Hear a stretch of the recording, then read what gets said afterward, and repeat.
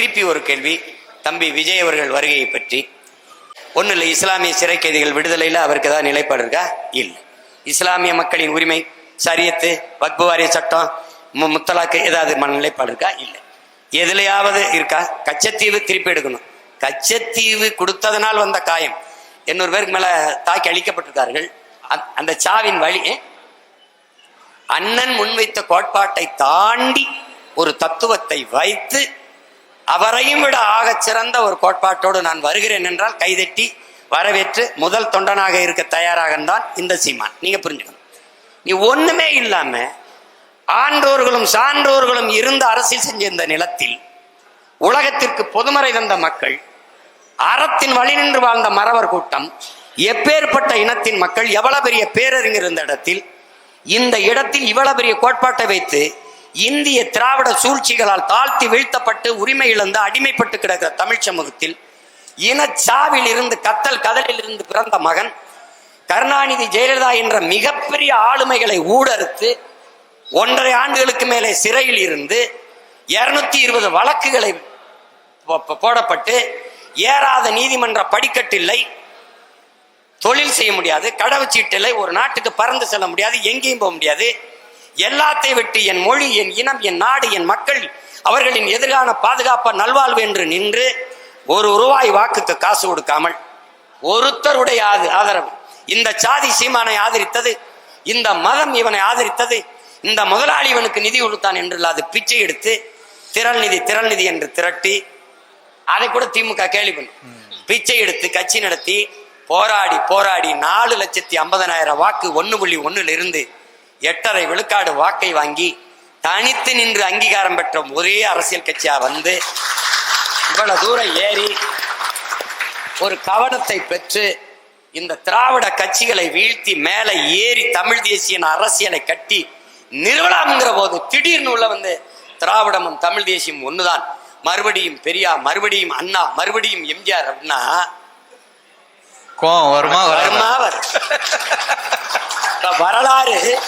வரலாறு திரும்புதா, அங்கேயே சுத்துதா. தம்பி, திமுகவின் தோற்றுனர் பேரறிஞர் அண்ணா, அதிமுகவின் தோற்றுனர் ஐயா எம்ஜிஆர்.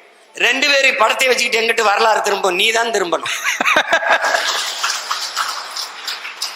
உங்களுக்கு புரியுதா? திராவிடம் என்ற கோட்பாடு என்னரும் சொந்தங்களே, தமிழர் அல்லாதவர் வசதியாக வாழ்வதற்கும் ஆள்வதற்குமான கொண்டு வரப்பட்ட ஒன்று என்பதில் நீங்கள் புரிந்து கொள்ள வேண்டும். இந்த கருத்தை ஏற்பவர் எதிர்ப்பவர் எவர்? இங்கே எதிர்ப்பவர் தமிழர் அல்லாதவர் பாதுகாப்பாக வாழ்வதற்கும் ஆள்வதற்குமாக கொண்டு வரப்பட்ட ஒன்றுதான் திராவிடம்.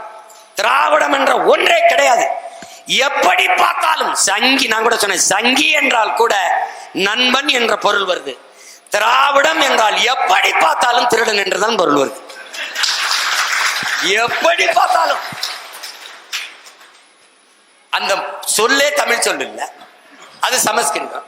அப்ப அங்கிருந்த திருட்டு மாடல், அது தமிழ் இல்ல, ஆங்கிலம். எது திராவிட மாடல் ஆட்சி?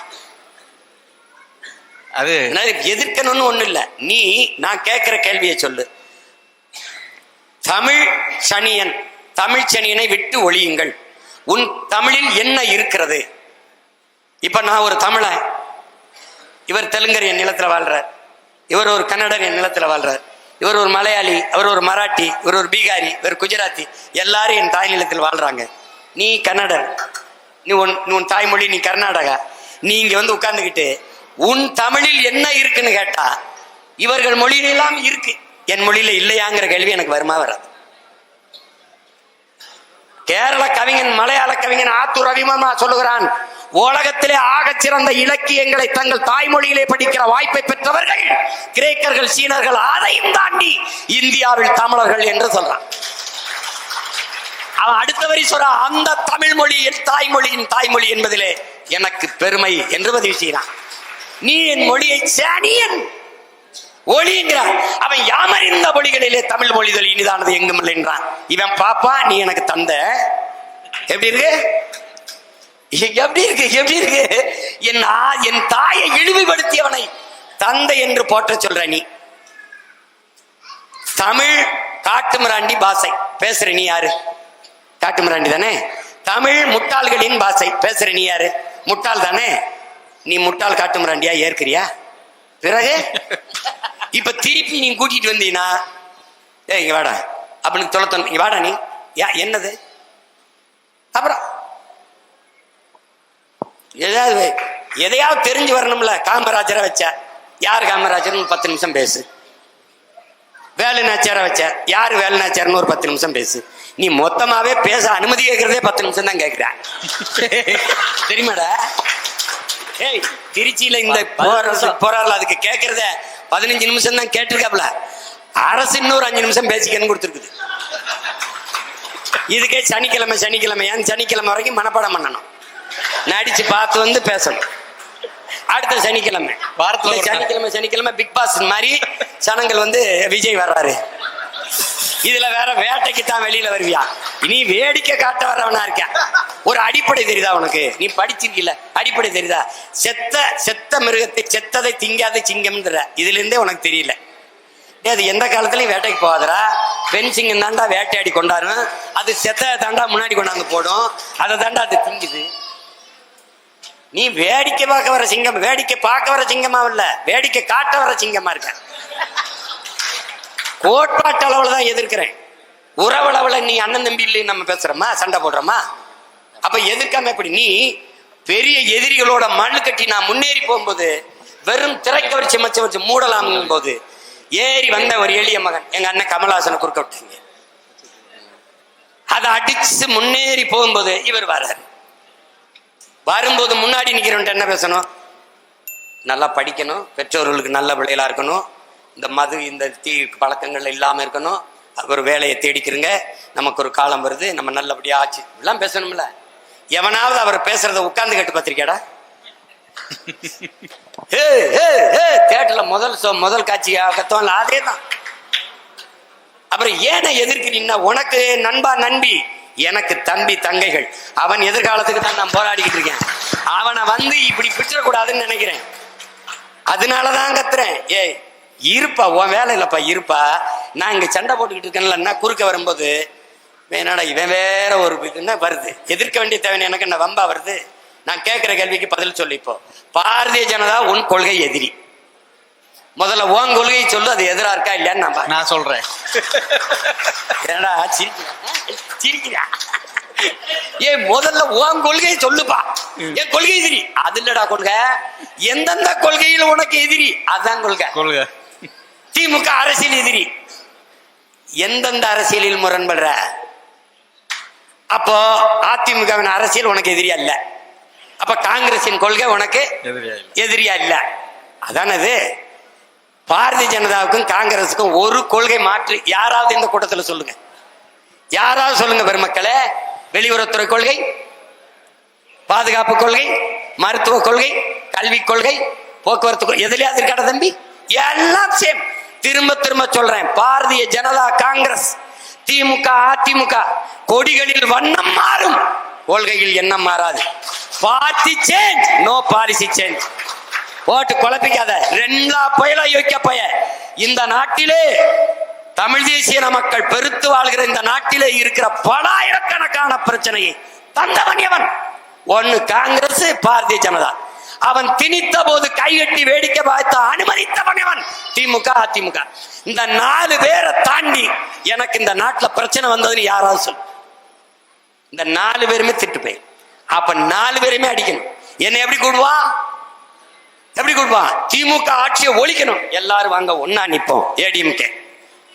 பிஜேபி உள்ள விட்டுறப்படாது, எல்லாரும் வாங்க ஒன்னா நிப்போம், டிஎம்கே. நான் உங்க 2 பேரையும் ஒழிக்கணும், அதனால நாங்க ஒன்னா நிக்கிறோம். எப்படி நிக்கிறோம்? நம்பர் 1. ஒரு கட்சியை ஒழிக்கிறதே கொள்கையா இருக்க முடியுமாடா? ஒழிச்சிட்டு நீ என்னடா பண்ணுவ? நபிகள் நாயகம் என்ன சொல்றாங்க நமக்கு? தீமையை எப்படி ஒழிப்பீர்கள் நபிகளாரே? நன்மையை வைத்துத்தான். திமுகவுக்கு மாற்று இன்னொரு திமுக அப்படி இருக்க முடியும்? நெருப்பை வைத்து எப்படி அணைக்க முடியும்? அங்க ஒரு தண்ணி தேவைப்படும். ஊழல் லஞ்சத்துக்கு எதிராக சுமாரான ஊழல் லஞ்சம் இல்லை, அங்க உண்மையும் நேர்மையும் தான் மாற்றா இருக்க முடியும். அதை தான் நாம சொல்றோம்.